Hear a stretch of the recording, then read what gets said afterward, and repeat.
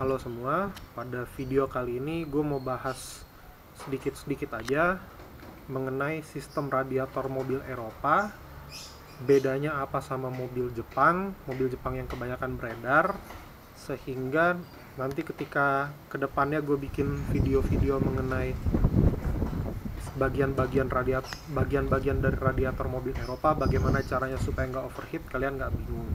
Nah, untuk penjelasan secara umum fungsi radiator apa, komponen-komponennya apa, kita akan pakai mobil gue yang ini. Ini BMW E30 tahun 90 dan ini kap mesinnya. Sistem radiator di mobil ini udah gue ganti semua dan part-partnya juga cukup jelas. Fungsi radiator sendiri secara umum adalah mendinginkan mesin lo. Mesin itu ketika dinyalakan, di dalam itu kan terjadi pembakaran, dan pembakaran itu tentunya panas. Oleh karena itu, ada radiator yang berfungsi untuk mendinginkan mesin. Gimana caranya radiator mendinginkan mesin? Pakai air radiator sebutan orang.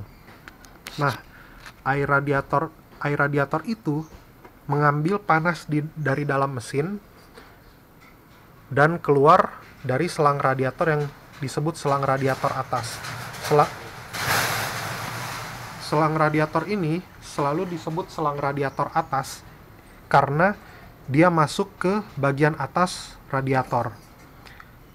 Kalau pelajaran waktu kita sekolah dulu, panas itu selalu naik ke atas. Oleh karena itu, selang radiator yang masuk dari atas itu akan selalu membawa air panas hasil pembuangan panas dari mesin. Di radiator ini terdiri dari sirip-sirip yang akan mengalirkan air dan didinginkan oleh udara sehingga air itu dingin, dan setelah air itu dingin dia akan keluar melalui selang radiator bawah, dipompa ke dalam mesin. Pompanya pakai apa? Pakai water pump. Nanti gue tunjukin diagram mesin ini beserta sistem radiatornya supaya kalian gampang untuk memahaminya. Nah, air dingin yang masuk ke dalam mesin ini itu nanti akan bersirkulasi di dalam, lalu akan dialirkan lagi kembali ke radiator setelah panas. Nah, komponen-komponen lain dalam sistem radiator mobil Eropa, ya sebetulnya hampir semua mobil ada ya, tapi khususnya mobil Eropa adalah sistem heater. Kalau di mobil Jepang kebanyakan memakai sistem AC di mana Anda mengatur suhunya, lalu kompresor AC setelah mencapai suhu tersebut dia mati. Kalau mobil Eropa enggak, kompresor AC-nya nyala terus, tapi di belakang, nah ini ada selang. Selang yang ini itu seharusnya masuk ke dalam heater, jadi masuk ke dalam kabin. Di dalam kabin ada seperti radiator mini lagi. Radiator mini ini yang akan mengeluarkan udara panas, lalu disembur dengan udara dari AC yang dingin sehingga udara yang disemburkan ke dalam ruangan menjadi hangat. Nah, selang heater tadi akan kembali ke radiator dari bagian belakang ini. Dia akan masuk kembali dan masuk radiator lewat ada selang radiator di bawah lagi. Jadi biasanya kalau mobil Jepang, lubang untuk selang radiatornya cuma selang radiator atas sama selang radiator bawah, tapi kalau untuk mobil yang memiliki heater, dia memiliki 3 atau lebih selang yang masuk ke dalam radiator. Nah, di dalam radiator ini seiring panas mesin bertambah, tentunya air radiator akan bertambah juga, akan mengembang. Mengembang.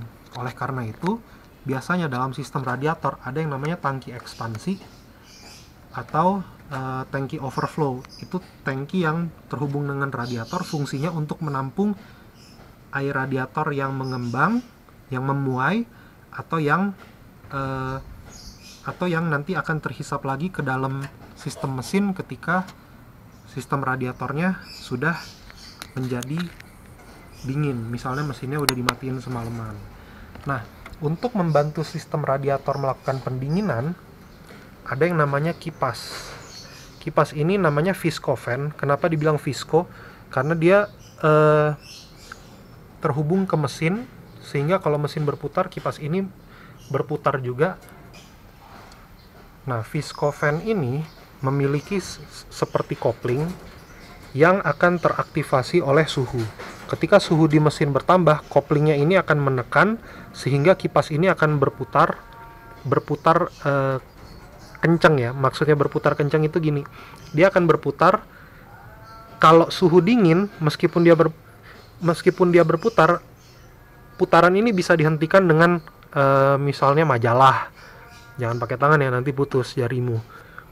Pakai majalah dia akan berhenti. Tapi kalau suhu mesin lagi panas, pakai majalah dia nggak akan berhenti, dia akan muter terus. Kenapa? Koplingnya aktivasi.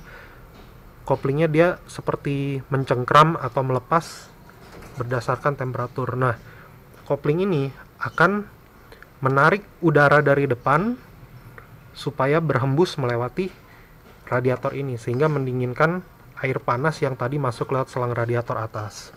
Nah, biasanya di depan sini ada kondensor AC yang fungsinya mirip seperti radiator, tapi gunanya supaya AC-nya dingin. Nah, untuk membantu supaya sistem ini tetap dingin, karena secara teknis radiator lu kehalang sama kondensor kan, di bagian depan banget, nggak kelihatan dari sini, biasanya ada kipas tambahan yang berfungsi untuk menarik udara luar supaya masuk ke dalam. Nah, kipas ini biasanya aktif kalau AC dinyalakan. Nah, secara umum mungkin sistem radiator itu kurang lebih seperti itu untuk mobil Eropa. Nah, kenapa kadang mobil Eropa itu rewel, nggak ketahuan bocor air radiatornya di mana, tahu-tahu udah habis karena selang heater tadi yang ada di belakang mesin. Selang heater tadi, kalau misalnya air radiator ini diisi air biasa, dia akan netes seperti air AC karena lokasinya sama, yaitu di belakang mesin, sehingga bengkel-bengkel yang nggak tahu akan berkata bahwa oh ini air AC doang mas, bukan air radiator yang bocor, padahal itu sudah air radiator. Nah, ini aja mungkin informasinya untuk sistem radiator secara umum. Semoga bermanfaat. Nanti kita akan bahas lagi secara spesifik bagian-bagian tertentu untuk radiator mobil Eropa yang perlu diperhatikan pada video-video lainnya. Terima kasih telah menonton.